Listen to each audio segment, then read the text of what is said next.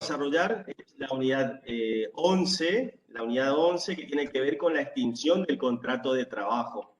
Vieron que hasta aquí lo que estuvimos viendo básicamente toda la parte individual del derecho del trabajo, este contrato que aúna a dos sujetos, que es el trabajador por un lado, el empleador o la empresa por el otro. Desde las primeras unidades del programa vimos cómo se caracterizaba este contrato, cómo estaba, qué características tenía, qué derechos emergían para las partes, tanto para empleador como para trabajador, cuáles eran las obligaciones que emergían también para trabajador y empleador, tanto comunes como exclusivas. También vimos, acuerdo a algunas de esas obligaciones, algunas de esas facultades, hicimos detalle en algunos aspectos de este contrato de trabajo, que era la jornada de trabajo, básicamente, los descansos de esa relación laboral, las licencias especiales de esa relación laboral, los caracteres de la remuneración como la contraprestación que le debe el empleador al trabajador por poner su fuerza de labor a disposición del empresario. También vimos cómo se suspende también las relaciones laborales de esa ejecución, que es un contrato, ¿se acuerdan que vimos que es de ejecución continua? O de tracto sucesivo, se va ejecutando día a día cada vez que el trabajador pone a disposición su fuerza de trabajo al empleador, y mes a mes emergen las obligaciones de pagar remuneración, ¿verdad?, de parte del empleador.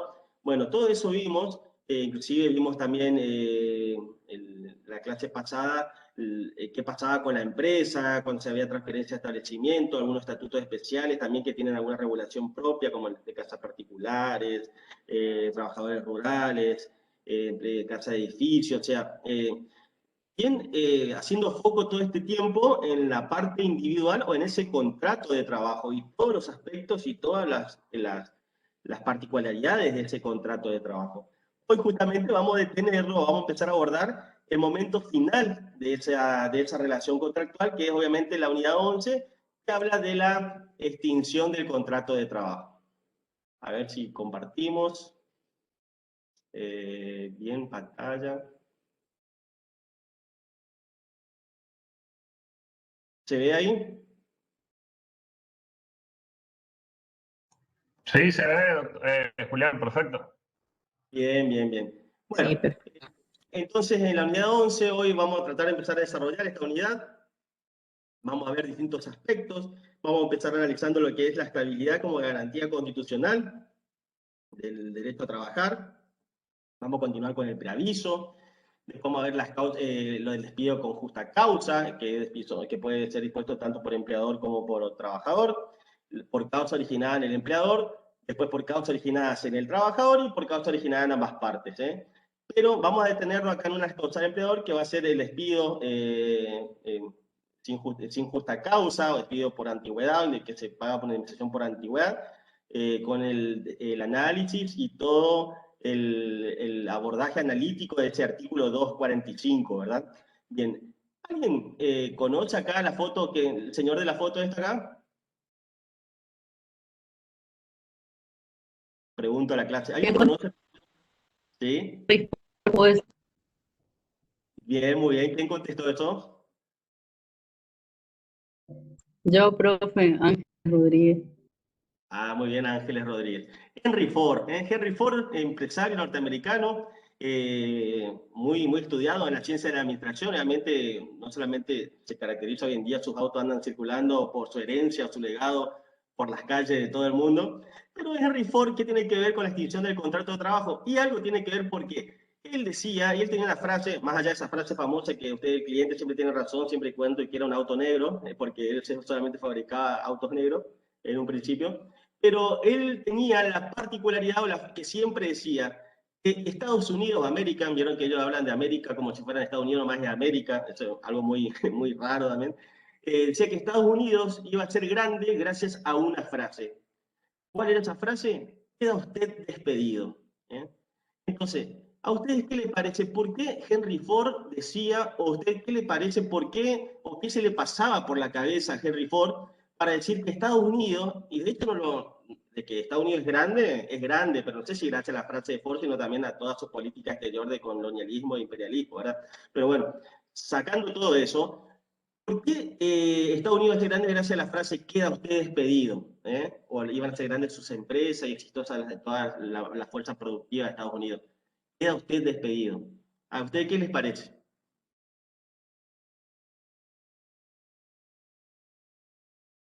Pregunta a la clase, a ver. Paso Porque lista. cuando no le servía más el empleado, no cumplía con sus objetivos, chao, venga al próximo.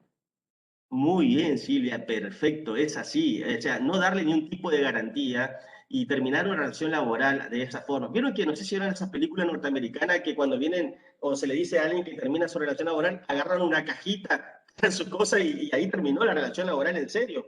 ¿Qué quiere decir esto entonces? El trabajador, al no tener ningún tipo de sistema protectorio o de garantía normativa que lo proteja, como tienen, por ejemplo, muchos países de Latinoamérica, iba a tener mayor contracción al trabajo, o se iba a esmerar, o iba a poner lo mejor de sí, para que justamente esa frase que a ustedes pedido no les llegue nunca, o no la tengan que escuchar nunca, ¿verdad?, durante la relación laboral. Es por eso que es tan importante lo que decía Henry Ford, y bueno, es propia de la cultura. Acá donde yo, o uno tiene que acudir a, se me corta por ahí la imagen, pero mientras avíseme cualquier cosita. Acá es donde uno tiene que acudir a la idea de la norma o de la ley como un elemento cultural, como un hecho cultural que regula hechos sociales o relaciones humanas o conductas humanas en sociedad. Ese elemento cultural obviamente va a depender de las distintas culturas al ser una emergente de ella. Es por eso que nosotros encontramos, por ejemplo, países como Estados Unidos donde no tienen sistema protectorio normativo, pero por ejemplo, hay otros países que no lo tienen tampoco, como son los países orientales, pero inclusive, por ejemplo, no tienen ni siquiera juzgado de trabajo o legislación laboral, como los países de China, Japón, porque ellos ven al acto de recibir un trabajo o haber tenido un trabajo como un acto de agradecimiento, ¿eh? Y por lo tanto, al terminar una relación laboral, por más que sea un fin conflictivo, jamás se le ocurriría a un trabajador oriental iniciar una acción, una demanda por despido o por maltrato laboral, por así decirlo, a su empleador, ¿verdad? Porque lo ven como un acto de agradecimiento y de mucha honra el tema de haber estado comiendo gracias a un tercero que les daba labores.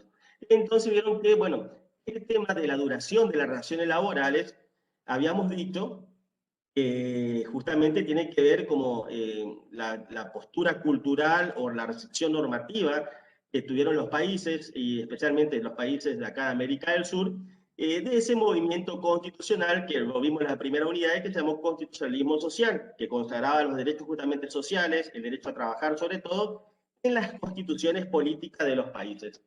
Así que dicho esto, vamos a pasar a analizar el sistema de la estabilidad, ¿verdad?, en nuestro país. Bien, ustedes saben que hay autores como Grisolía que clasifica a la estabilidad emergente del artículo 14 bis cuando habla de la protección del trabajo y la que asegurará al trabajador, entre otros derechos, la protección contra el despido arbitrario. Es decir, en cierta medida, el legislador de 1949-1957 pensó al trabajo como el trabajo en relación de dependencia al incorporar el 14 bis. Acuérdense que el derecho a trabajar estaba consagrada en el artículo 14 de la Constitución de 1853, una constitución de neto corte liberal e individualista, y por lo tanto solamente hablaba del derecho a trabajar, pero de la definición del empresario, del emprendedor, del industrial, de ejercer industria lícita. Pero bueno, a partir del 14 bis entonces, es que receta esta teoría de la estabilidad, y que quiere el constituyente de ese año, del 49 y del 57, que a las relaciones de trabajo permanente les sean equivalentes o se sustenten sobre contratos laborales permanentes y perdurables en el tiempo. Y la idea básicamente es que toda relación laboral o todo contrato laboral dure hasta que el trabajador esté en condiciones de jubilarse. Esto más allá saliendo un poco de lo que dice el libro, los libros, los autores, se aplica actualmente o tiene vigencia actualmente esta idea de que haya contratos de trabajo permanentes para relaciones de trabajo permanente. Acuérdense, la relación de trabajo, distínganla de contrato de trabajo. A esta altura ya están en condiciones ustedes de establecer la diferencia. Y no, porque eso tiene que ver con una cuestión cultural y generacional y de valores de generaciones, ¿eh? Acuérdense que la sociología distingue los distintos tipos de generaciones, los baby boomers, los clásicos, la generación del 80, la generación Y, los millennials, los centennials. Y bueno, hoy en día quizás hasta la generación del 80, donde yo me incluyo, eh, quizás uno tenga interés o tiene interés de que tener un trabajo permanente o que dure toda nuestra vida y que hasta que nos tenemos condiciones de jubilarnos, porque eso nosotros lo heredamos de nuestros padres y de nuestros abuelos, que se entraban en una fábrica y se jubilaban en esa fábrica. Es más, armaban su vida, inclusive su vida social y familiar, alrededor de las fábricas. Las fábricas antes tenían, digamos, canchas, clubes, etcétera, etcétera, donde, bueno, el trabajador prácticamente era una extensión de su vida el mundo fabril. Hoy, con los millennials, los centennials, la generación Y, los nativos digitales, ya no le importa pertenecer para siempre a una organización. Es decir, hoy los chicos te cambian, inclusive no buscan ni siquiera tener mejor remuneración. Contaba Graciela Filippi, que tiene una consultora que se dedica a la captación y selección de personal, y que dice que los postulantes, todos chicos de 20, 23 años, 22 años, no le importaba la remuneración, sino que le preguntaban, por ejemplo, si había wifi, cómo era la carga horaria. O sea, los nuevos trabajadores o los trabajadores millennials ya no tienen esta idea de perdurabilidad, o ya no es un tema para ellos entrar a una empresa y durar hasta que se jubile, ¿verdad? Bueno, todo esto al margen. Pero bueno, dicho esto, lo importante es que del 14 bis se desprenden dos tipos de estabilidades. Una propia, a su vez lo podemos clasificar en absoluta y relativa. En la estabilidad propia absoluta, el empleador tiene la imposibilidad de despedir al trabajador si no invoca una causa para ello, ¿verdad? Y si despide y no invoca causa, o la que invocó no la puede probar, lo debe necesariamente reincorporar. ¿Quiénes, a ver, pregunto a la clase, ¿quiénes entrarían en esta gran bolsa de estabilidad propia absoluta, donde el trabajador no puede ser despedido sin tener una causa, y si lo despiden, tiene que reincorporarlo? ¿De quién estamos hablando acá? Están excluidos de la ley de... Muy bien, ¿eh? De los empleados de la administración pública, el típico empleado público, ¿eh? El empleado público no puede ser exonerado, que es una de las sanciones más graves previstas en el Estatuto de la Administración Pública. Sin esa exoneración se basa en una causa y no se realiza previamente un sumario donde se demuestre la causa que invoca el empleador, en este caso el Estado. Por otro lado, tenemos a la estabilidad propia relativa, ¿eh? Si bien acá no hay una obligación de reincorporar, pero si el empleador se niega a reincorporarlo, tiene que pagar una indemnización agravada. Este es el caso, por ejemplo, de los representantes gremiales. Los representantes gremiales, vamos a ver en las próximas unidades que van a desarrollar la doctora Pansardi y la doctora Gentile, tienen lo que se llama tutela sindical y ciertas garantías sindicales que justamente le van a dar un bill de indemnidad para estos casos de que si son despedidos, y el empleador no quiere reincorporarlo, deben pagarle una indemnización agravada que justamente va a corresponder más allá de las legales, un año completo de remuneraciones, más lo que le faltaba para terminar o culminar el mandato como delegado, secretario general o de la comisión directiva, según el cargo que esté ocupando. Por otro lado, las antípodas, tenemos a la estabilidad impropia.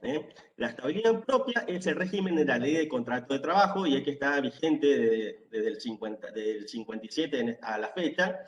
Y si bien no hay una garantía concreta o absoluta de estabilidad en el vínculo laboral, pero lo que trata de persuadir el despido sin causa, y si ocurre este despido sin causa, se debe abonar una indemnización tarifada, una indemnización tarifada determinada de antemano por la legislación, por la ley. En este caso vamos a ver que nuestra ley de contrato de trabajo establece distintos métodos para distintos supuestos para pagar una indemnización tarifada.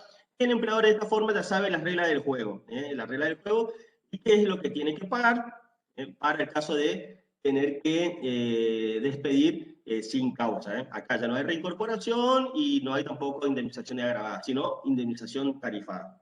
Bien. Prosigamos. Fíjense que esto es tan importante por ahí, por eso ustedes habrán escuchado que las leyes laborales corren el destino por ahí muchas veces de los modelos políticos vigentes en un Estado. Por eso los modelos liberales pretenden un cierto tipo de leyes laborales que los modelos progresistas, y etcétera, etcétera. Pero lo que sí es cierto, cuando una organización internacional o una empresa multinacional decide ir a invertir en determinado país que no sea le sucede o donde tiene su asiento principal, ¿saben qué es lo que primero que mandan a estudiar al país donde van a ir a invertir?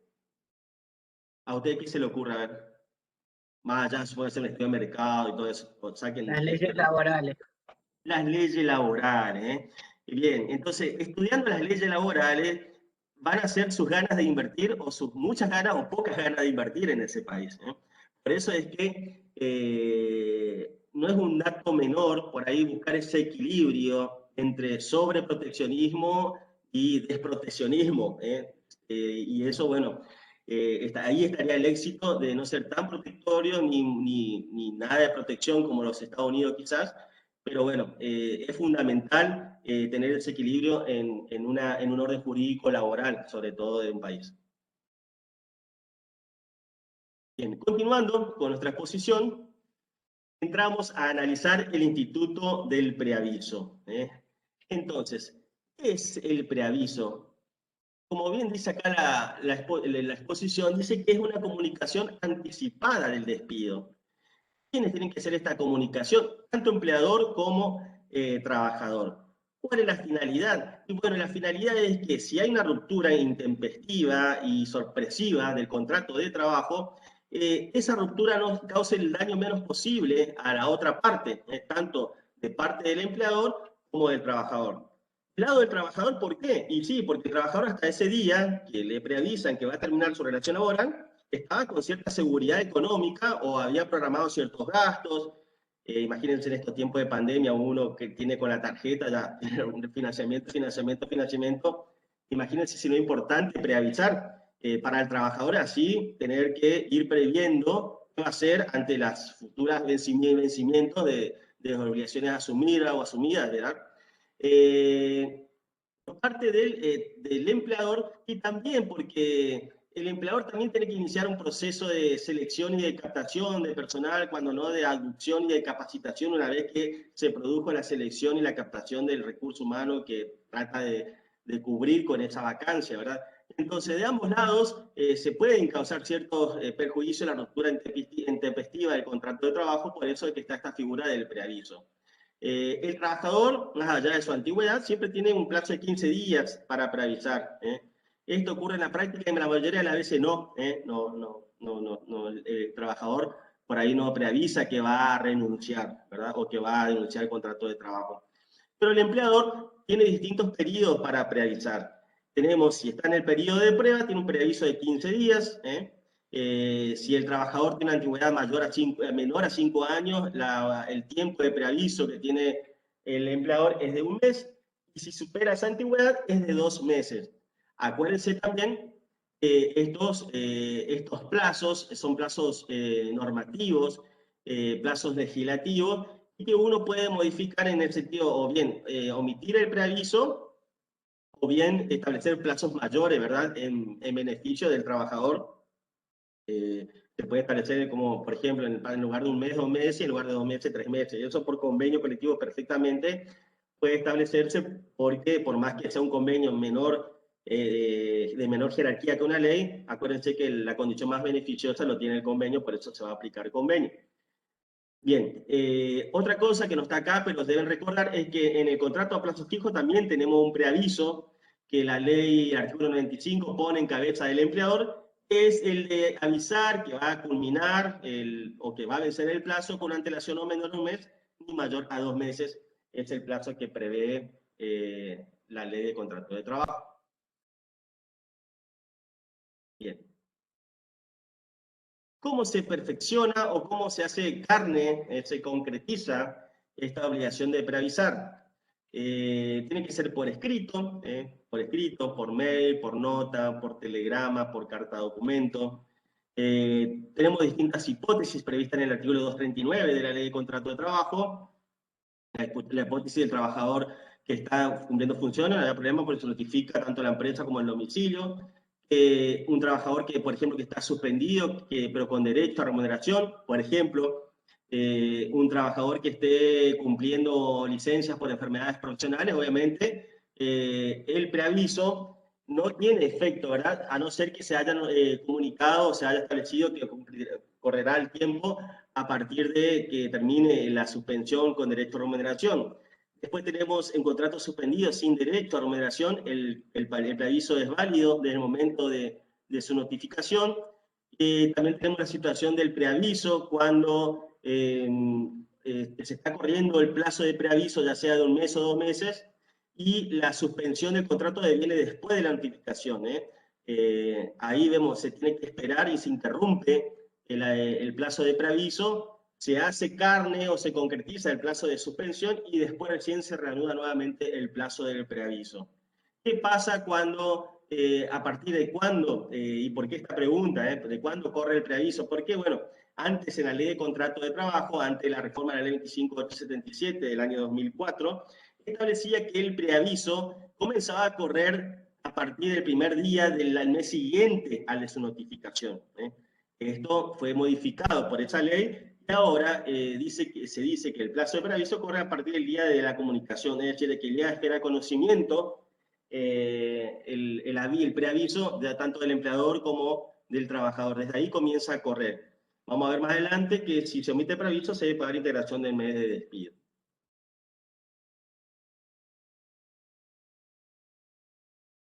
Obviamente que el preaviso tiene efectos sobre deberes y derechos de las partes. Por más que uno reciba el preaviso de que va a culminar la relación laboral, tanto los deberes y las obligaciones de conducta comunes o propias de empleador y trabajador se mantienen incólumes, es decir, el empleador debe seguir pagando remuneración, el trabajador debe seguir prestando sus servicios con puntualidad, asistencia, habitualidad. También puede constituir un caso de injuria, el incumplimiento si llega a cometerse entre el plazo de preaviso. Acá vemos también que no solo hay conveniencia en la práctica de omitir el preaviso. ¿Por qué ustedes como contadores, más que nada, por qué se dice que en la práctica debería omitirse el preaviso? Que sería, por ejemplo, a veces preferible pagarle la indemnización sustitutiva y no preavisar. ¿Por qué se le ocurre que puede en la práctica ser conveniente esto?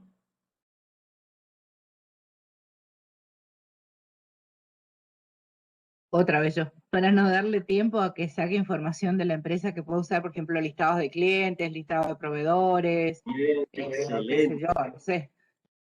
Silvia, tenés casi media por materia aprobada. No, muy bien, es perfecta la apreciación y también justamente porque acuérdense que vamos a ver que entre los efectos, el trabajador puede estar desganarse, bajar su nivel de productividad, más allá de lo travieso que puede hacer o cometer todas esas conductas que son injurias, para evitar estas injurias justamente. Otra cosa, doctor, también para no enfermarse súbitamente. ¿Qué pasa? Se enferman y empiezan a presentar certificados y ahí, bueno, exacto, muy bien, gracias, Vero. No te había visto en el inicio, ¿cómo estás? Exactamente, justamente es preferible, a veces es menor el perjuicio que el empleador le pague 1 mes de sueldo o 2 meses.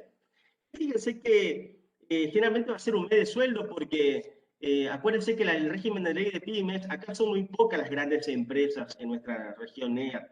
Así que si uno lo encuadra o lo marca todo tanto al registro de papeles, documentos y libros de la empresa como pyme, inclusive tiene esa ventaja de cualquiera sea la antigüedad del trabajador, si uno está bajo el régimen de las pymes, de pagarle solamente un mes de sueldo. Es decir, que ese perjuicio de mes de sueldo va a ser ínfimo o casi nada si se trata de evitar todos esos perjuicios que la enfermedad del trabajador, inclusive a veces la licencia, el tener a un trabajador desganado, que contagia encima de mala onda al resto del personal, lo que creemos en el clima organizacional de las empresas y en el buen ambiente de trabajo, obviamente no va a ser bueno que estar conviviendo ese mes o 2 meses con un trabajador que sabe que se le viene la suerte fatal en ese lapso, ¿verdad?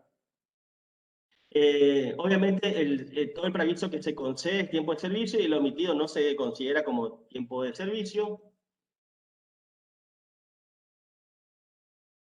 Bien, esto es lo que le decía, entre los efectos, tenemos que a partir de que se da el preaviso, comienza a hacer usufructuar una licencia que justamente tiene como finalidad ir a buscar otro empleo, que una licencia de 2 horas, 1 hora diaria, que la puede acumular, que la puede ejercer antes del día, al finalizar la jornada, o acumular en un solo día de la semana. Facultad del trabajador debidamente prestado de distinguir el vínculo también, eso debe conservar. También el empleador puede liberarlo de cumplir con el plazo de preaviso y decirle quédate en tu casa nomás, cosa de permitir que pase estas injurias o estas deslealtades de parte del trabajador. Y obviamente ambas partes durante el preaviso igualmente se puede extinguir el contrato de trabajo, inclusive con justa causa, ¿verdad? Que vamos a ver más adelante. Bien. Otro de los efectos, un efecto negativo, es decir, de no haber cumplido con el preaviso o de cumplirlo de manera deficiente, es la que su omisión genera un derecho o una obligación de parte, depende de donde se mire, de parte del trabajador o del empleador, de pagar una indemnización sustitutiva. Entonces, esto cuando no se le otorgó de manera suficiente o no se le otorgó, esta indemnización sustitutiva va a incluir a todas las remuneraciones. El criterio de la normalidad también se persigue, no se deben pagar conceptos extraordinarios, ni mucho menos. Incluye los aumentos que en ese mes o 2 meses de preaviso puedan tenerlo el resto del personal, también se lo debe pagar al trabajador preavisado. La parte proporcional del SAC, esto no se aplica, pero algunos sí.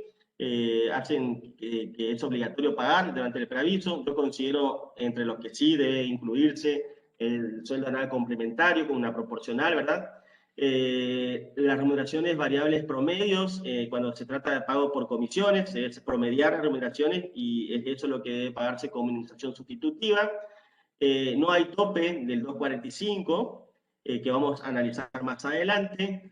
Excluye rubros no salariales, todas las cargas de familia, eso no están incluidos en la indemnización sustitutiva del preaviso, y el carácter del preaviso otorgado y del no otorgado, es decir, la indemnización sustitutiva, vamos a ver que también va a corresponder para el caso del periodo de prueba. Yo le había dicho que la indemnización corresponde 1 mes de sueldo, 2 meses, depende de la antigüedad, pero en el periodo de prueba me olvidé de avisarles o de recordarles que la indemnización sustitutiva es de medio sueldo, si se da en el periodo de prueba, o si se omite el preaviso en el periodo de prueba, es de medio sueldo. Bien, otra cuestión también que se da acá y que antes suscitaba dudas, bueno, no suscitaba dudas, después de la reforma que yo les comenté del 233 por parte de la Ley de Ordenamiento Laboral, es que el preaviso antes comenzaba a regir al primer día del mes siguiente de su notificación. Eh, entonces, cuando ocurría esto, obviamente nunca nos surgía la idea del mes de despido, pero como ahora se comunica inmediatamente después y de ahí comienza a correr el plazo desde la fecha de la comunicación, si esa comunicación de preaviso se produce en un día que no fuese que coincide con el último día calendario del mes, o sea 30 o 31, el empleador debe pagar, ¿verdad? Esa integración del mes de despido, es decir, de pagar los días que faltan para justamente culminar el mes, y eso es lo que se llama integración del mes de despido. ¿Procede la integración cuando ocurre en el periodo de prueba? No, ahí no se paga integración del mes de despido, ¿verdad? Y sí se paga en el caso de falta de dominación de trabajo. Bueno, también vi la otra que consideran que sí y otros que no, el pago de integración del mes de despido. ¿Se entendió esto? Porque por ello lo veo que es muy complicado o se confunden mucho en el examen cuando procede la integración del mes de despido. Ustedes saben, cuando el despido no o el preaviso se otorgó y comienza a correr y faltó ciertos días para el mes, para que termine el mes, es el resto del mes lo que falta para que debe pagar o debe abonar el empleador. Bien, otras consideraciones en relación a la indemnización, ¿verdad? Sustitutiva, se calcula sobre el salario vigente al momento del cese, no le integran los rubros no salariales, SAC. Bueno, por ser una indemnización no sufre descuento y aportes judiciales o sindicales o de la obra social. El trabajador irregular se le calcula un promedio y el jornal, tomamos el último jornal por 200, que son la cantidad de horas que tiene el mes. Bien.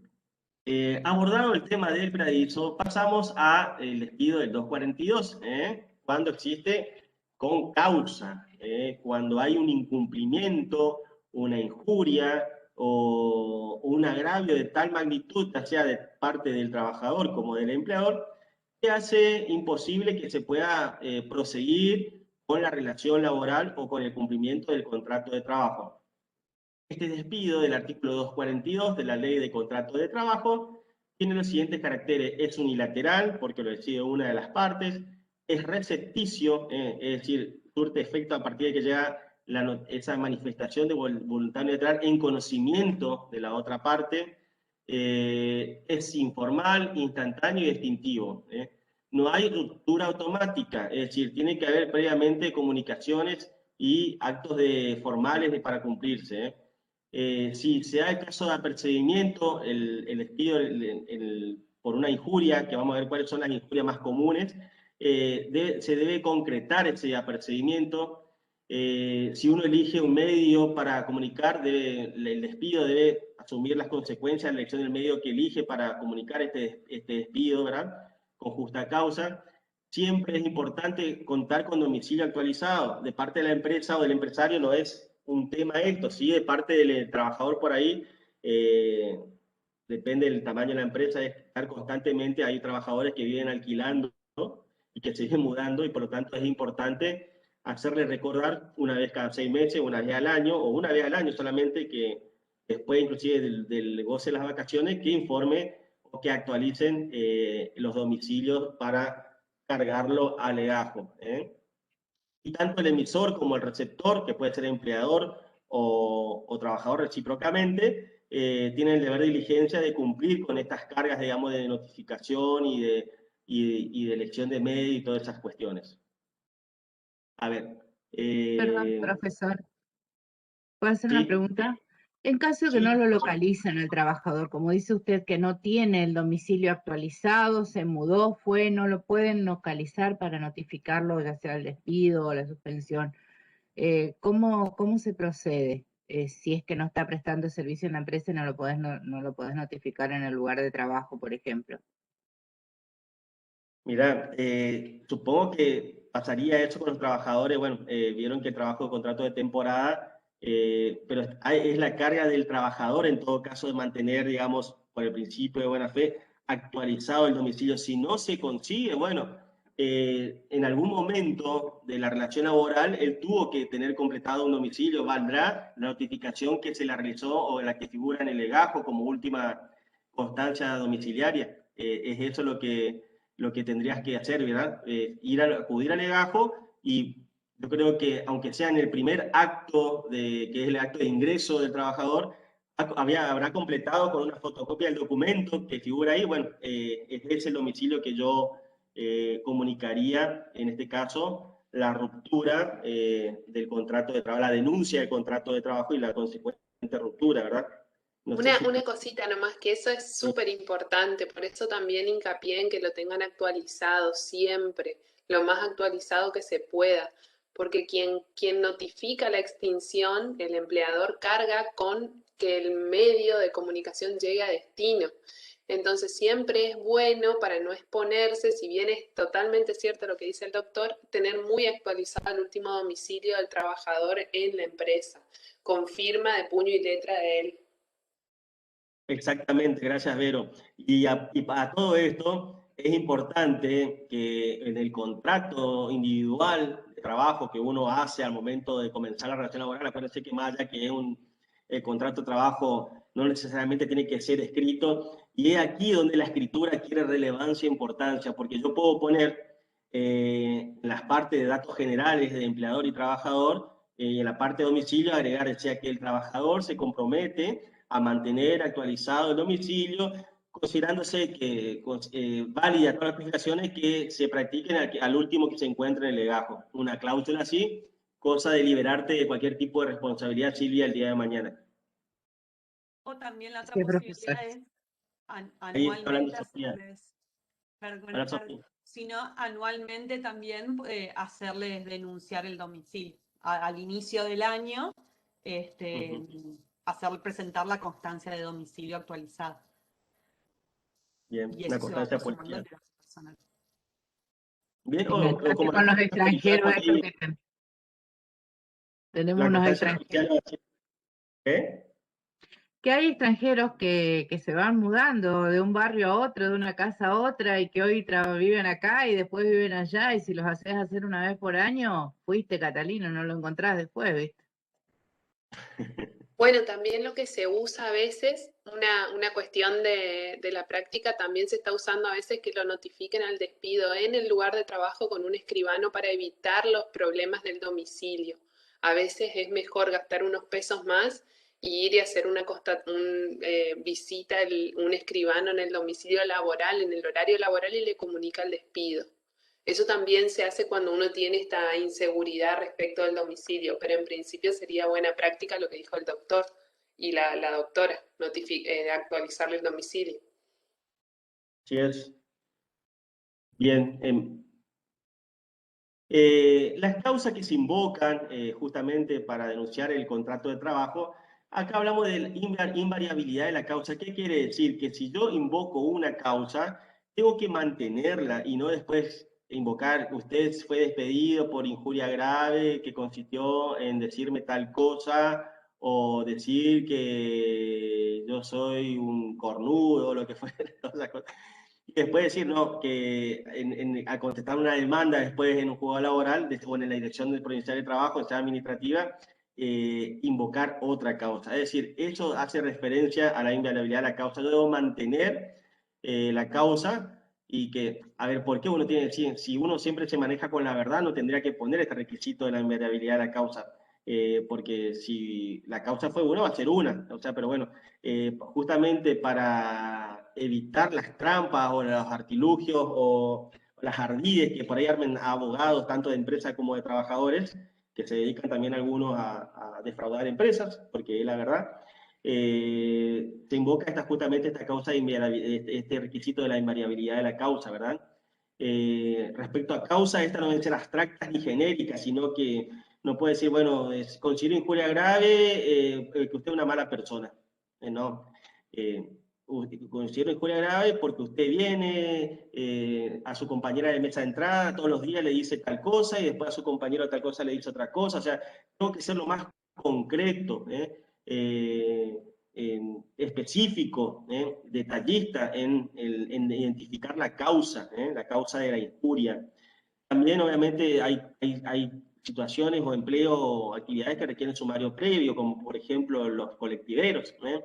El gremio de los colectiveros necesariamente deben cumplirse con un previo sumario y obviamente tienen que tener los requisitos de cualquier sanción, ustedes ya lo vieron, cuando el empleador ejerce su poder sancionador, debe ser dentro de los marcos, los límites de la contemporaneidad, es decir, una causa que no sea de vieja data, sino que sea reciente. En este caso, el despido que se decreta sea proporcional, digamos, a la injuria que yo denuncio o que comunico. Obviamente no va a haber duplicación de sanciones, no voy a poder despedir si previamente le suspendí, puede ser decretada ese despido nulo. Y obviamente debe darse siempre en marco de relación de contexto laboral y no fuera de contexto, tanto de las vidas privadas de trabajador como de empleador. Julián, agrego una cosita nada más. En Sí, general va a haber, quizás una sea la gota que rebalsa el vaso, digamos, que hace que uno termine despidiendo. Pero también es importante cuando uno tiene en cuenta los antecedentes de ese trabajador para esa toma de decisión, también consignarlo. Uno dice, bueno, porque hoy, porque en el día de la fecha le pegó, no sé, una trompada al compañero, pero sumado a sus antecedentes disciplinarios, porque a lo mejor tuvo suspensiones, llegadas tardes, reiterados incumplimientos en las prestaciones de servicio. Entonces uno, si bien una es la gota que rebalsa el vaso, todo Sí. lo otro fue lo que fue aportando a que lleguemos hoy a que rebalse ese vaso, ¿sí? Entonces por ahí también Excelente. hacer referencia a ellos. Sí. Eso es lo que yo le había puesto acá en esta filmina, justamente que esta valoración, tanto cuantitativa como cualitativa, si bien es muy subjetiva y va a depender obviamente de la sensibilidad o de la emotividad de la persona que es destinataria de esta injuria, obviamente, pero bueno, debe hacerse una valoración sistémica y armónica con el legajo del trabajador, conforme a toda esta historia conductual, por así decirlo, esa huella conductual que tuvo en la empresa, y obviamente hacer toda la integración y llegar a una conclusión que tengan en cuenta todos estos factores, ¿verdad? Eh, para justamente llegar a esta sanción del, del despido, digamos, con causa.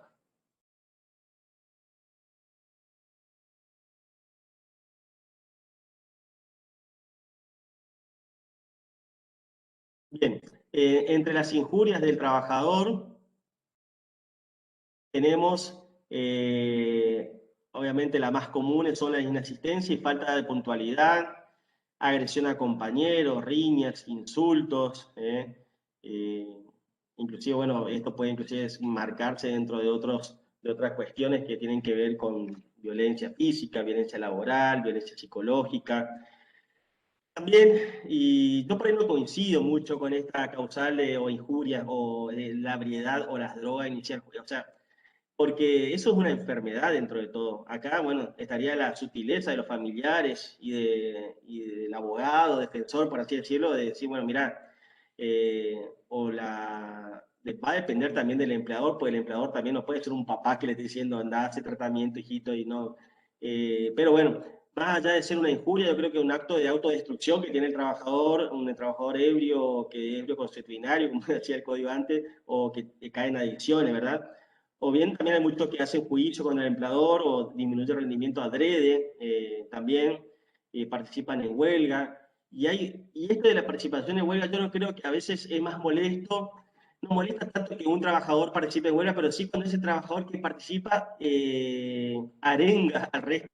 Me pasaba a mí en el juzgado, había trabajadores por ahí que hacían huelga, todo bien, más allá que me molestaba, pero yo decía, no puedo ser profesor de Derecho Laboral y que me moleste que un trabajador ejercite su derecho de huelga. 10 puntos, más allá de la daga clavada, pero bueno. Pero más molesto era ese trabajador que iba a arengaba a los que no hacían huelga, ¿qué tenés que hacer? Y le digo, fulano, vos estás de huelga, andate a tu casa. Pero no, hacían huelga, se iban al juzgado y encima arengaban y molestaban a trabajadores que en libertad, discernimiento, con intención de libertad y discernimiento, habían decidido no hacer huelga. Bueno, yo creo que también eso es más molesto, el hecho de que participen en huelga, sino que insten a sus compañeros a participar en huelga. También respecto al uso indebido del correo electrónico, hay empresas ya que, y bien uno ingresa, ya le hace firmar políticas de privacidad y de compromiso respecto a, y justamente hay muchos manuales de empresas donde justamente se detallan que todos los correos que sean institucionales o que pertenezcan a la empresa deben ser abusados de acuerdo al fines y la actividad, digamos, o cuestiones que tengan que ver con el empleo o el trabajo de uno diario, ¿verdad? Y bueno, y todo también lo mismo con la conexión a Internet. La falta de colaboración con cuestiones de la empresa también puede ser considerada una injuria de parte del trabajador y obviamente la concurrencia desleal, cuando ese trabajador, eh, eh, por ejemplo, en el horario que no cumple o no está a disposición de su empleador, realiza la misma actividad en su casa. La otra Augusto acá comentó el caso de una chica que trabajaba en una fábrica de pastas, pero también yo también conocí un caso de un muchacho que prestaba servicio en un... Vieron que uno cuando compra un auto 0 kilómetro tiene que hacer el service. No sé si alguien tuvo la pesadilla de ir a hacer un service de un auto nuevo y lo que le cobran es el service. Después, vos te das cuenta que los que trabajan en la concesionaria y vos de pagar 20.000 pesos del servicio te dice, pero yo a mi tarde hago lo mismo por 5.000.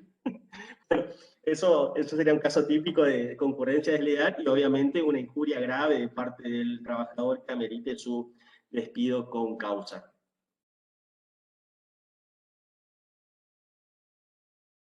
Bien.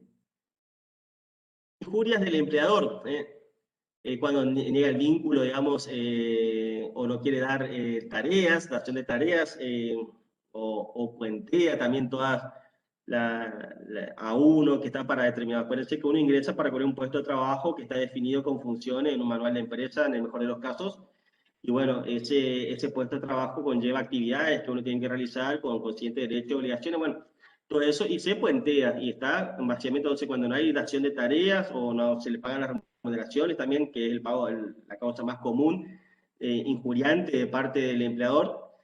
Cuando hay exceso de iuvariandi, constantemente a uno le están modificando los aspectos no esenciales del contrato de trabajo, llámese horario, lugar de trabajo dentro del establecimiento, etcétera, etcétera. Bueno, eso también puede ser considerado un exceso y un abuso de iuvariandi, o de suspensiones excesivas también por parte del empleador. Cuando no hay registración de la relación laboral, falta de depósito y de aporte, vemos también que eso puede ser considerado un acto injuriante. Lo vamos a ver más adelante con todas las multas y las indemnizaciones especiales que conllevan eso. Ya vimos negativa de tarea. Y sin mencionar, como algo ya habíamos visto ya, al dar la bolilla 10, con los riesgos psicosociales, cuando el empleador comete obviamente mobbing, acoso laboral, acoso sexual, o realiza actos de discriminación en los términos del artículo 80 de la ley LST. Y obviamente cuando ese empleador no tiene perspectiva de género tampoco hacia las trabajadoras. Bien, todo esto vimos nosotros dentro del gran concepto de despido con justa causa. Pero ahora pasaremos a analizar despidos que tienen su causa en el empleador. No solamente su causa en el empleador, y en la voluntad del empleador, es decir, en aquellos actos realizados de mutuo propio o con discernimiento de intención y libertad de parte del empleador. Y acá dentro del despido que tienen como eje al empleador y su voluntad, tenemos el despido con justa causa, del artículo 242 de 43 del LST, y el despido sin causa, del artículo 245. Ahora, yo bien le pregunto, y pregunto a la clase, ¿usted cree, más allá de la literalidad de la norma de llamar al 245 despido sin causa, que existe dentro del mundo de las relaciones laborales algún despido sin causa? ¿Piensan que hay algún despido sin causa o no? Silvia. Sin causa Sin causa, no decir que, como personal. dice la ley, hay despidos sin causa, ¿no? No, no hay despidos sin causa. No, yo creo que no. No. Jamás hay un despido sin causa. No, o sea, le hago un esfuerzo interpretativo que vaya más allá de la letra de la ley. Si bien en la letra habla de despido sin causa, pero esto me hace acordar a Barassi, al cómico que dice, yo siempre tengo hambre. A mí también me pasa que yo siempre estoy con hambre, no, yo siempre, bueno, en los despidos siempre hay causa, siempre, por más que esté en el 245, siempre va a haber una causa. Que la uno la mencione o no, o que la mencione con el contador, o que la mencione con el jefe personal o el director de personal, es otra cosa, o que la haga conocer al trabajador. Pero en esto yo lo sigo a Mario Ackerman, que es el que dice todo esto, que nunca existe despido sin causa. Siempre va a haber una causa, siempre va a haber un hecho, un gesto, una mirada, un comentario, que va a generar ya que ese empleador, que es quien decide este despido sin causa acá del 245, justamente la invoque, no la invoque, perdón, y que acuda a esta indemnización tarifada para terminar o concluir con el vínculo laboral. Entonces, es aquí donde pasamos a analizar el 245. O sea, profe, que a esa hora lo que le falta decir es despido sin justa causa o sin causa justa. Porque siempre hay una razón o un motivo, pero puede que Sí. no sea necesario para que lo despidan a uno. Por eso justamente yo creo que se acude al sin causa para que justamente la causa que tiene en mente el empleador no sea conocida. Pero a lo que yo le quiero decir que a este despido incausado, en la realidad o en el mundo psicológico no existe el despido incausado. Acuérdense que cuando uno celebra un contrato de trabajo, subyacente a ese contrato de papel o a ese acuerdo de voluntades que se va a plasmar en un papel o no, está también el contrato psicológico, que es muy importante también. ¿Qué es el contrato psicológico? Y bueno, yo como trabajador espero que en la universidad siempre me brinden contención, que se me escuche, que me den los materiales para que yo pueda dar clase. Son todas mis expectativas como trabajador, que si bien no está o yo no las comunico de manera expresa al empleador, pero las tengo. Y vale más que las prestaciones quizás que el empleador se comprometa a otorgarme que figuren en el papel o en el contrato escrito, no. Y lo mismo de parte del empleador. El empleador también tiene expectativas de producción, de clima laboral, de calidad de personas que contrata, que puede ser que con el tiempo no las cumpla ese trabajador y por lo tanto esas cuestiones psicológicas después emerjan y hacen que uno tenga que acudir a romper el contrato laboral, justamente acudiendo a esta figura del despido sin causa. Es decir, no menciono la causa, pero voy a tener que pagar esta indemnización. Voy a tomar un poquito de agua.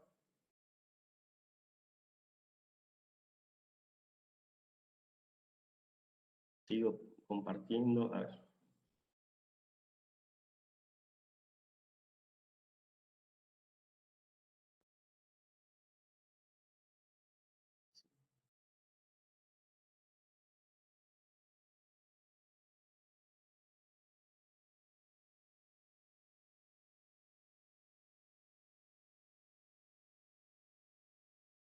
Bien, es entonces que vamos a hacer, nos detenemos entonces en el empleador o en las causas que tengan que ver con el empleador y nos vamos a analizar este famoso artículo 245.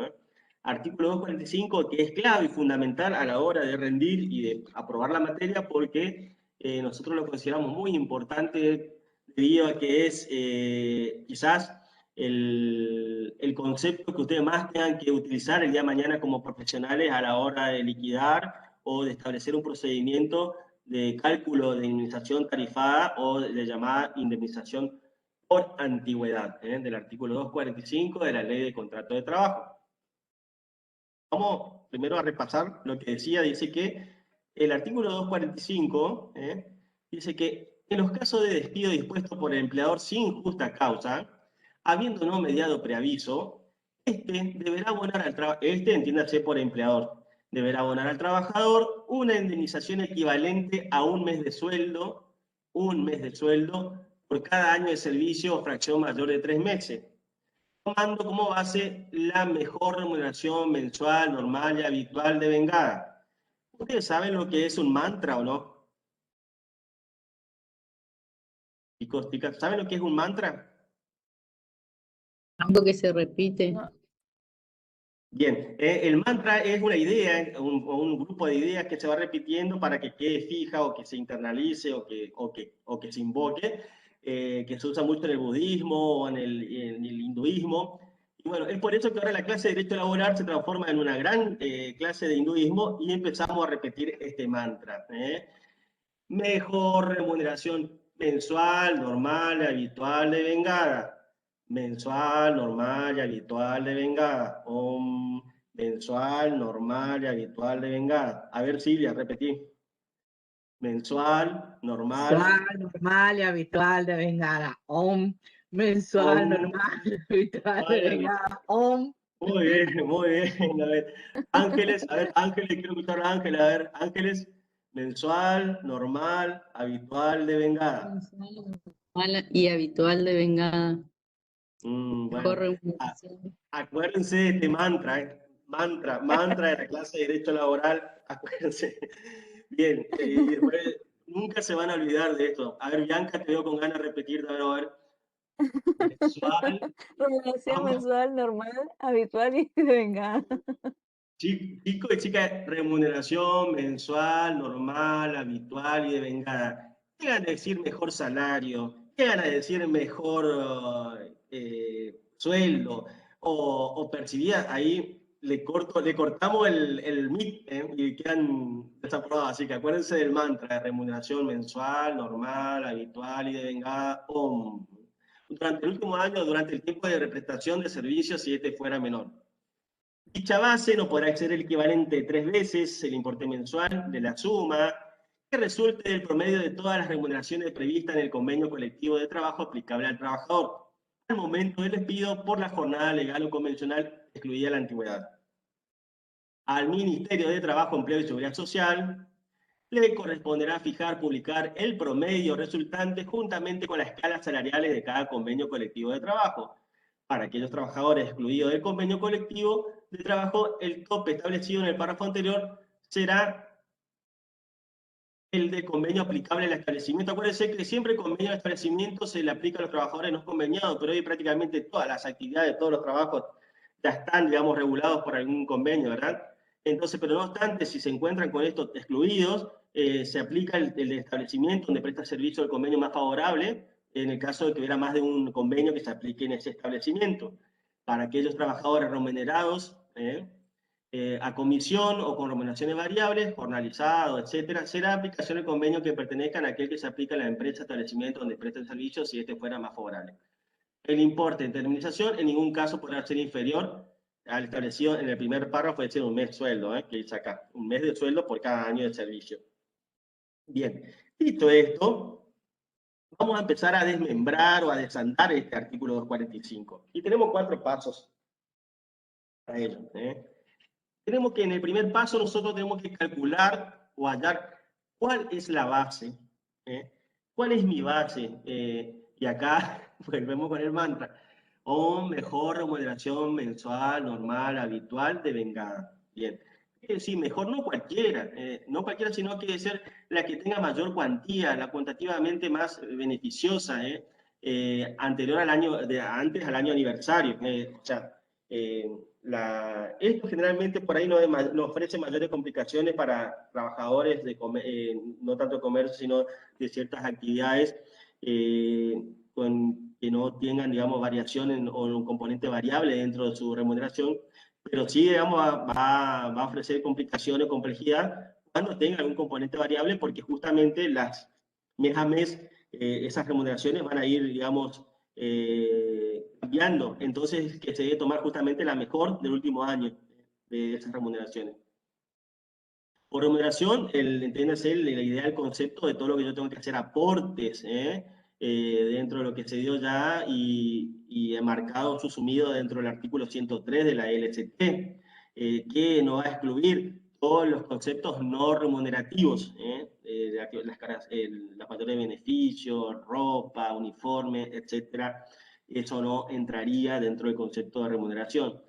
En tercer lugar, tenemos que mensual, es lo que se venga en un mes de trabajo, lo que se va a tener en cuenta para la base. Prosigamos, siguiendo con este primer paso. Normal se refiere al monto del rubro. Se debe tomar la remuneración que no tenga carácter excepcional o extraordinaria.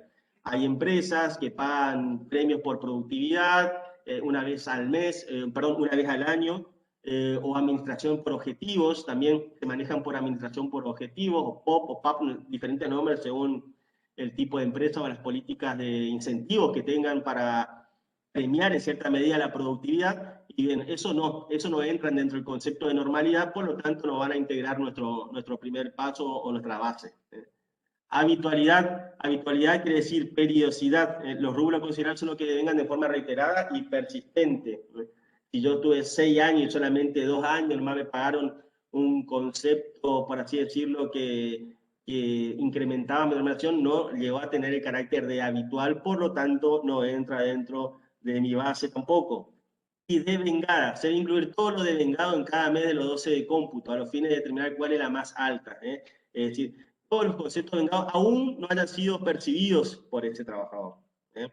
Por más que el concepto se devengó y generó el derecho, y por más que en la práctica no se hayan materializado, igual deben tenerse a lo devengado en esos meses de los 12 del cómputo que uno tiene que tomar en cuenta. Bien, especificada o determinada la base, pasamos al segundo paso, es la determinación del tope. Dice, esta base mejor remuneración mensual, normal, habitual, devengada. Esta base dice que tiene como tope 3 veces el promedio de remuneraciones de convenio colectivo aplicable al trabajador. Acá me faltó decir de convenio colectivo. Es entonces, esta base nunca debe ser mayor a 3 veces el promedio de las remuneraciones del convenio colectivo que se le aplica al trabajador al momento del despido por la jornada legal o convencional excluida de la antigüedad.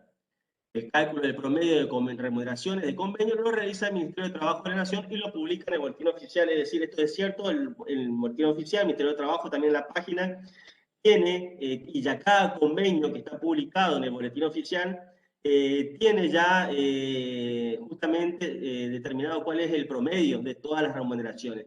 Creo que esto de el promedio de todas las remuneraciones del convenio colectivo de trabajo aplicable al trabajador al momento del despido. Fíjense, por ejemplo, esto lo tomé del PowerPoint realizado por las chicas, las profes, de Vero y Sofi. Excelente está la explicación.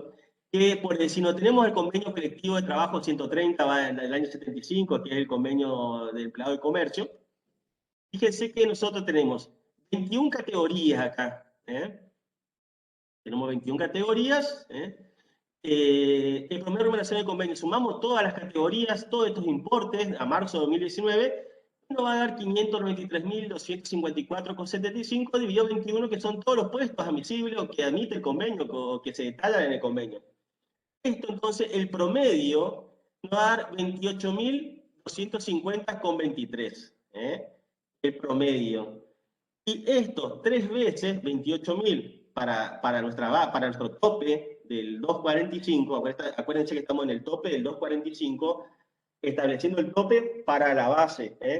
Entonces, este promedio de todas las remuneraciones, dividido por la cantidad de categoría de puesto de trabajo, me da 84.750,68. Entonces yo tengo que la mejor remuneración mensual normal y habitual para la base del 245 no debe superar los 84.750,68, que son 3 veces el promedio del convenio de trabajo aplicable para los empleados de comercio. ¿Se entendió?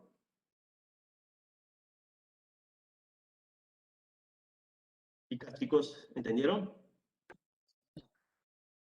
Sí, el cálculo sí, Sí, pero no profe, entiendo por el- qué sería el tope, digamos. Por qué ponerle un tope? Si ese trabajador está siendo despedido o ya no va a trabajar más, no va a tener más dinero en el futuro, eso no hace, Bien, limita sus ahora derechos. vamos a ver un caso Bisotti que justamente acuerden que nosotros estamos bajo, cuando vimos al principio de esta unidad, habíamos dicho que nuestro sistema de estabilidad es el impropio. El impropio es decir, donde no está garantizado al trabajador la perpetuidad del vínculo, sino que lo que se le garantiza en cierta medida es que tenga cierta permanencia en los contratos de trabajo y que si el empleador decide romperlo o escindirlo sin justa causa, tenga que pagar una indemnización tarifada determinada de antemano.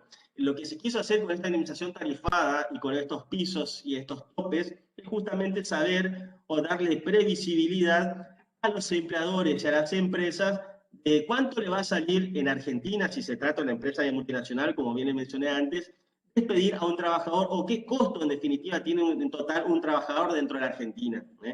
Entonces, esa es la idea o el fin de establecer estos topes. Es puro arbitrio, por así decirlo, del legislador establecer este tope, pero vamos a ver, en determinados casos no se aplica, ya lo vamos a ver más adelante. Pero el, el tema es acá que yo quiero que ustedes entiendan el mecanismo para calcular. Si ustedes entonces tienen el día de mañana que calcular una inflación por despido, tienen que tomar la mejor remuneración normal, mensual, habitual, devengada, ir al convenio y fijarse ya cuál va a ser el tope, el promedio de todas las remuneraciones, sumo todo, divido por la cantidad de puestos de trabajo, que son estos, y eso multiplico por 3, y este va a ser mi tope. Si la vamos a ver que, si la remuneración, vamos a pasar a los ejemplos para entenderlo. A ver. Bien, pasamos con el fallo Bisotti, con lo que, para responderte un poco lo que comentaba. Carlos Alberto Bisotti era un director de salud, un director de salud que trabajaba en una empresa, se llamaba AMSA, una empresa se llamaba AMSA, y que tenía 26 años de antigüedad dentro de la empresa y tenía una remuneración allá por fines de los 90, inicio de los 2000, un sueldo mensual normal, habitual de vengado de 11.000 pesos. Entonces, pero él estaba bajo el convenio de APSA, de los trabajadores de la salud. Entonces, él tenía esa remuneración de 11.000 pesos, pero aplicándole el tope de convenio, el promedio del convenio de los trabajadores de Carlo Bisotti era de 1.038 pesos, lo que le daba una indemnización de 7.333 pesos. Era realmente un irrisorio el monto que se le quería pagar a Carlo Bisotti, era 27.000 pesos, una cosa así se le quería pagar, cuando en realidad a él había que pagarle 286.000 pesos, teniendo en cuenta su remuneración de 11.000 pesos, ¿verdad? Por los 26 años y toda esa historia. Entonces, que él fue hasta la Corte Suprema, y la Corte Suprema determinó que ese tope del 245 es inconstitucional, ¿Y por qué? Porque cuando esas 3 veces remuneraciones promedio del convenio afecta más del 33% al monto de la base de cálculo, se considera que esa afectación es confiscatoria y que no solamente afecta el derecho de propiedad, sino que afecta el derecho a trabajar de manera digna y de manera protegida. Fíjense entonces que Carlo Bisotti cobró 27.000 pesos cuando en realidad, sin ese tope, él debiera haber cobrado 286.000 pesos. Fíjense si no era confiscatorio la quita que se le hacía, más de 200.000 pesos de indemnización, ¿verdad? Es por eso que, respondiendo un poco a tu pregunta, siempre por ahí este tope, en algunos siempre, porque se consideró que después, ¿cuáles serían los efectos del fallo Bisotti sobre el resto de la población de trabajadores? Solamente se consideró que del total del 100% de los trabajadores activos, de la población económicamente activa del país, allá por el 2004, cuando salió este fallo de la Corte, solamente 4% estaban en las condiciones de Bisotti de poder beneficiarse con esta declaración de inconstitucionalidad del tope. O sea que nos iba a afectar grandemente, o las empresas no iban, de hecho no pasó eso, ustedes saben, no hubo una debacle empresarial, ni una quiebra masiva de empresas porque tuvieron que salir a pagar las indemnizaciones sin este tope. Al contrario, eran casos excepcionales, casos de puestos gerenciales, como era Bisotti, Carlo Bisotti, dentro de esta empresa AMSA, y bueno, que justamente por aplicársele el convenio de trabajadores de la salud, que tenían remuneraciones bajas, a él se le aplicó un promedio de 1.038, que por 3 daba 11.000 pesos, una cosa así, era la quita era excesiva, ¿verdad? Era confiscatoria. Pero bueno, lo que yo le quería mostrar es montos y periodos.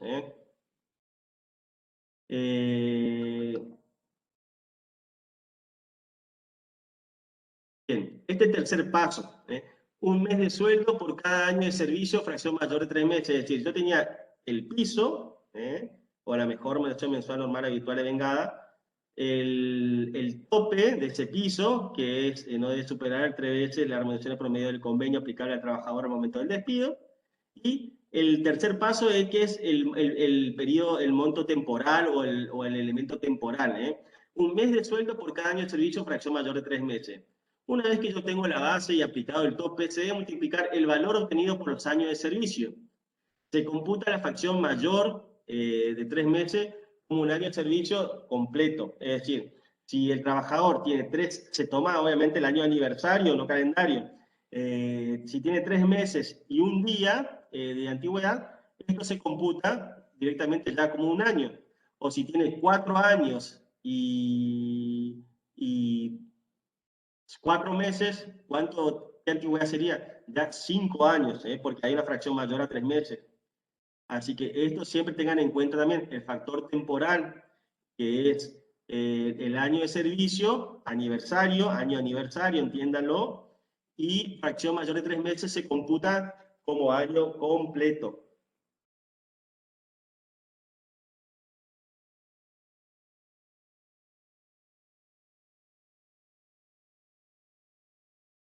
Bien, prosigamos. Bien. Y el último paso es nuevamente volver a un piso, pero para así el número total que yo obtengo después de multiplicar aplicando el tope y por el factor tiempo, me resulta que ese número nunca puede ser inferior a un mes de la mejor remuneración mensual, normal y habitual sin tope. Pasamos a ejercicios con ejemplos. Bien. Tenemos acá, por ejemplo, el caso 1. Datos. Mejor remuneración mensual, normal y habitual en el último año es 100.000 pesos. Mejor remuneración entonces 100.000. 3 veces el promedio de remuneración del convenio colectivo de trabajo, 84.750. Acá, el promedio por 3 me da 84.750. Antiguar el empleo, 4 años y 4 meses. Entonces acá yo lo paso, como es fracción mayor a 3 meses, a 5 años. Hizo 100.000. ¿Cuál sería la indemnización? Vayamos al resultado. Yo tengo que aplicar el tope. Fíjense, porque mi remuneración era 100.000, pero el 3 veces del tope de convenio era 84.750. Entonces yo tengo que multiplicar 5 por 100.000 o por 64.000 por 84.750. Que me va a dar una indemnización de 423.753,39. ¿Es mayor al piso de la mejor remuneración normal y habitual? Sí, es mayor, va. Entonces, como la aplicación del tope, la base de cálculo no afecta más del 33% de la misma, se aplica la indemnización con tope. ¿Qué quiere decir? Que 84.750 no afecta más del 33% de 100.000, que es la remuneración realmente devengada de ese trabajador que estamos analizando en este caso. Porque cuando el fallo dice es mayor al 33% la quita, ahí recién se viene operativo, por así decirlo, el tope de Bisotti. Vayamos al caso 2. En el caso 2 tenemos mejor remuneración mensual normal y habitual en el último año, 100.000, 3 veces 84.000, o sea, esto es tope. Antigüedad en el empleo, 3 meses y 1 día. Va a haber piso, va a ser la indemnización.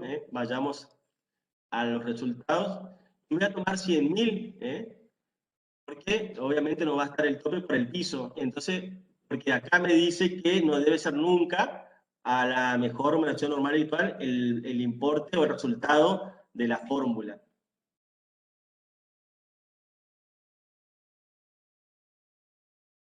Bien, hasta aquí. ¿Hay alguna pregunta?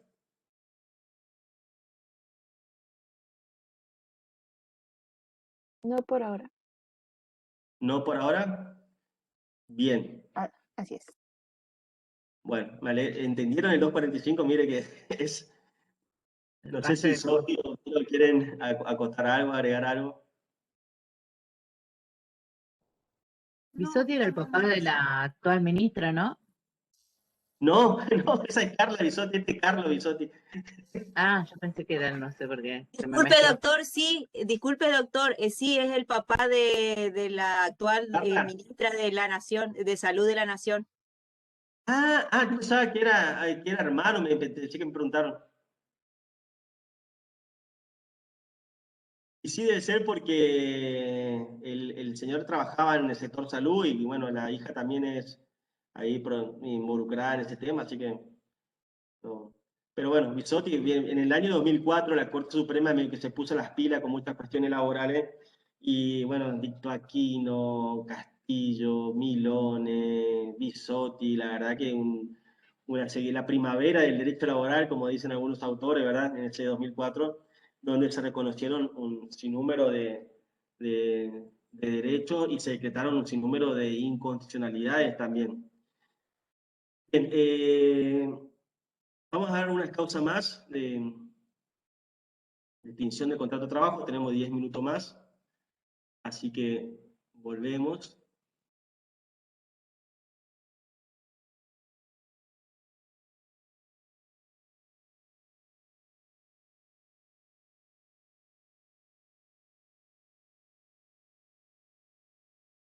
Ahí no se está viendo, ¿verdad? No. Julián, todavía no. ¿No? No. Vamos a ver.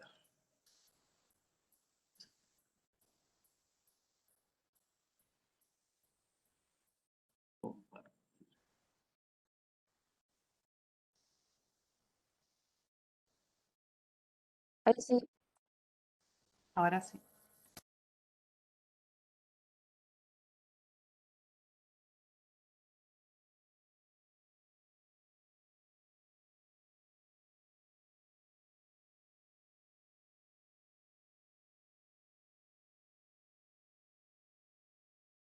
Un segundito, a ver.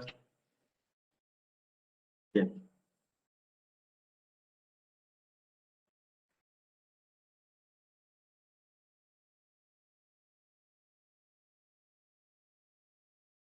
Vamos a continuar entonces con causas en el empleador. Bien, entre las causas que afectan también al empleador y que no tengan que ver con su voluntad, por así decirlo, con una decisión unilateral, tenemos también las causas económicas y causas biológicas, que entre las causas biológicas podríamos mencionar también que es una causa común, la muerte, porque distingue tanto de parte, si la muerte ocurre de parte del trabajador como del empleador. Pero bueno, entre las causas económicas tenemos el de fuerza mayor, el de fuerza mayor o de falta de disminución de trabajo, que están contemplados, digamos, que en estos casos, a ver, una empresa que está situada, un establecimiento, tiene un establecimiento que está situado en un lugar de un terremoto, de alguna catástrofe, ¿verdad?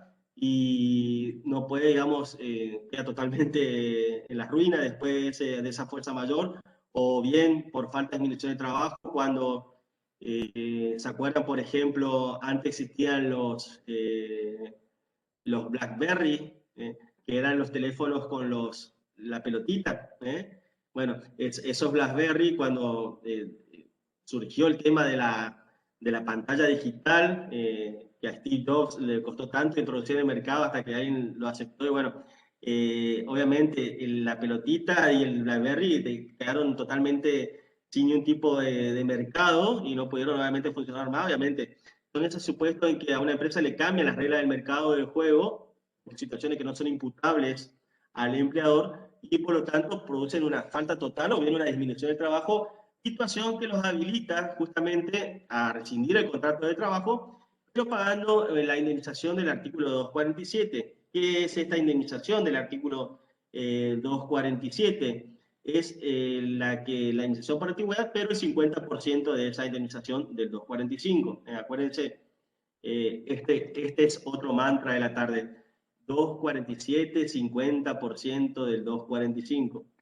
247, 50% del 245, la mitad del 245. Acuérdense siempre. En el caso de falta de disminución del trabajo, se procede a despedir al personal que tiene menor antigüedad, y en el caso de que concurran personal con idénticas antigüedades, se despide que tiene menos carga de familia, ¿verdad? Por más que en cierta medida quede alterada la fecha de la antigüedad, teniendo en cuenta el semestre en que ingresaron estos trabajadores. En el caso de quiebra o concurso del empleador, yo le voy a ir dando así de manera muy liviana todo esto porque la doctora Augusto me pidió que ella lo quiere dar de manera más profunda el viernes, pero bueno, con lo que ya estamos dando acá ya tienen elementos suficientes para defenderse en el examen, ¿verdad? Bien, en quiebra o concurso del empleador hay que ver si la conducta del empleador o sea, incidió o no en la declaración de quiebra, si hay una quiebra que se le imputó a título de su culpa. En caso de que no haya sido por culpa del empresario o del empleador, persigue una indemnización también disminuida de la ley de contrato de trabajo, que es el 50% del 245. Pero si es en todos los demás casos de quiebra o concurso, siempre la ley, el 251, remite o manda a que se calcule la indemnización conforme a las pautas del 245. Bien, Dicho esto, pasamos a causas biológicas. Entre las causas biológicas tenemos a la muerte. Y vemos que acá habíamos visto allá en las características, en las primeras unidades del contrato de trabajo, que era un contrato que decía intuite persone o que tenía en cuenta las condiciones personales, tanto del trabajador como también del empleador, también se tienen en cuenta las condiciones personales. Porque son muchas veces las condiciones personales del empresario o del trabajador sobre las cuales se erige una empresa o cierta actividad comercial o profesional. Es así entonces que si las condiciones esenciales, si las condiciones personales del empleador son esenciales para continuar con el giro de la actividad o de la explotación empresarial, se extingue el contrato de trabajo y el trabajador va a percibir una indemnización, una compensación equivalente al 247. Pero si las condiciones del empresario o del empleador no resultan esenciales para continuar con la actividad, por ejemplo, si es titular de algún supermercado, de algún comercio de rubro general, o que puedan perfectamente hacerse el cargo de sus herederos o continuar la explotación de sus herederos, debe proseguir el vínculo, no se extingue la relación laboral. Obviamente, si aún así deciden disminuir, entrarían por despido sin justa causa, ¿verdad? Y no por extinción por muerte del empleador. ¿Se entendió? Entonces, Perdón. cuando muere el empleador, entonces hay que tener en cuenta sus condiciones personales. Si sus condiciones personales hacen pasible proseguir el vínculo, se continúa la relación laboral. Pero si no, si un médico, un abogado y ese empleado no hay con quien continúe con el buffet o el consultorio, bueno, ahí sí se extingue, pero el trabajador percibe una indemnización reducida, ¿verdad? Obviamente, hay muchas cosas que por ahí se venden las llaves, o hay transferencia del establecimiento. Bueno, esto ya entraría en la figura que ya hemos analizado o se ha estudiado en las clases anteriores. Bien. Entre las causas del trabajador o por voluntad del trabajador, vamos a mencionarla directamente, pues ya solamente quedan 5 minutos. Tenemos el despido indirecto, estipulado en el artículo 246, la renuncia, que es un acto unilateral también de parte del trabajador, vamos a ver que tiene ciertas particularidades y ciertas formalidades, y el abandono de trabajo también del artículo 240 del contrato de trabajo. Esto por voluntad del trabajador, lo voy a ir mencionando. Después, causas que afectan al trabajador y que no dependan de su voluntad, su incapacidad absoluta, después de haber hecho uso de su licencia por enfermedad, accidente y culpable. Vamos a ver que hay distintas soluciones conforme al grado de incapacidad en que queda después de ese accidente o enfermedad inculpable. Por inhabilitación, cuando se requiere de condiciones especiales o de habilitación o ciertas cualidades personales del trabajador o ciertas licencias para poder desempeñarse dentro de la empresa y se pierde esa habilitación que otorga la autoridad administrativa. Cuando el trabajador accede al estado de jubilación ordinaria, a los beneficios previsionales, cuando cumple 70 años, dice la ley, vamos a verlo más adelante. El caso de muerte del trabajador, percibiendo la indemnización del 248, que es remita del 247, que es el 50% del 245. Más otras indemnizaciones, si esto se produjo en el ámbito de un accidente de trabajo, más seguro colectivo de vida, seguro individual y otro tipo de régimen o reparaciones en otras leyes.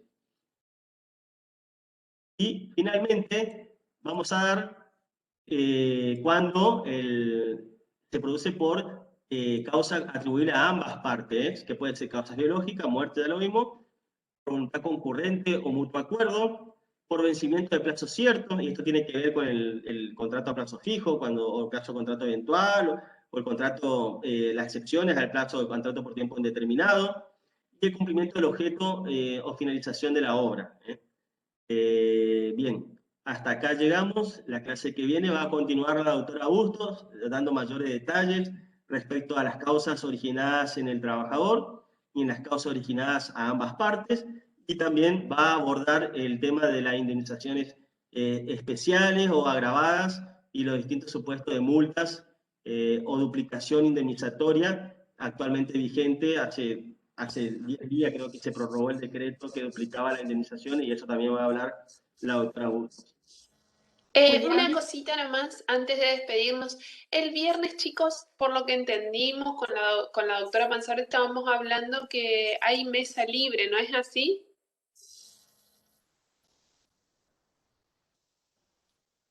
Yo entiendo que no hay clase el viernes. Ah, bueno. Por Perfecto. eso es que En quiero mesa saber si alguno... hay mesa escalonada Claro. de mayo. Y por lo que siempre se da, digamos, es con suspensión de de clase. clase. ¿Alguno Así sabe que eso de los cualquier alumnos? Mesas hay, No, en pero principio, yo no. Hay mesa. Nos Justo mi avisan Bueno, cuándo eso mesa también son. viene en 2 semanas, por eso no sé si hay alguna ahora, pero Sí, hay mesas, el viernes hay mesas, y cuando hay mesas se suspenden las clases. Por eso tendríamos que confirmar en el grupo, mesa hay seguro porque estamos en otra materia y hay mesa, el viernes se toma examen. En general se suelen suspender las clases, pero si les parece, Guido, vos podrías avisar en el grupo de WhatsApp que tienen, si nos chequeamos y avisamos. Sí, por supuesto, Verónica, vos me avisás y yo pongo en el grupo de WhatsApp. Perfecto, Y en el aula virtual también ponemos, por las dudas. listo. entonces, o nos encontramos el viernes o si no directamente ya el lunes que viene, El lunes.